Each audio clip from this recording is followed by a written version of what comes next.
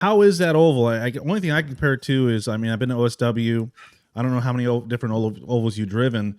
Like how do you know what the degree of the bank is? What can people expect at the Freedom Factory? So the Freedom Factory has a 12-degree bank. Compared to OSW, it's pretty mellow.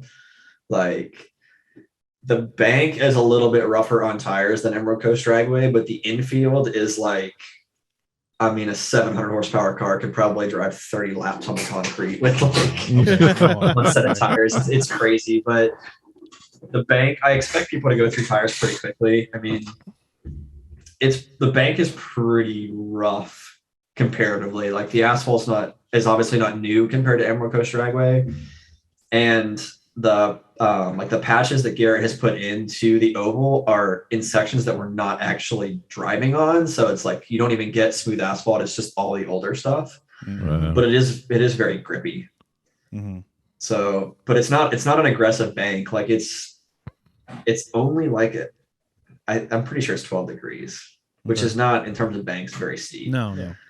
Like, and it's not really like a super long bank. Like compared to OSWs, like the bank length might be the same, but we only use 50% of the upper part of the bank for two of the layouts. Like, so expect to get thrown a massive curveball when you come off the bank into the infield, because the guys who decide to throw a lot of grip in their car for the bank are going to bite themselves when they come off that bank. How's that wall? Is that wall smooth, or is it like a jigsaw blade, or not jigsaw, sawzall blade? You know, the asphalt or the concrete? The wall, the actual wall. You know, people like to ride that wall. Can they ride that wall all the way through like OSW?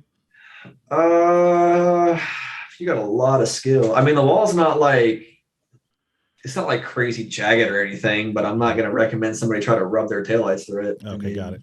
Makes sense. Well, yeah, because you have to come off of it so early that if like to get set up on a wall like that and not be able to just like lock the car into a groove for more than like 30 or 40% of the bank, like by the time you got the car comfortable, you're coming out.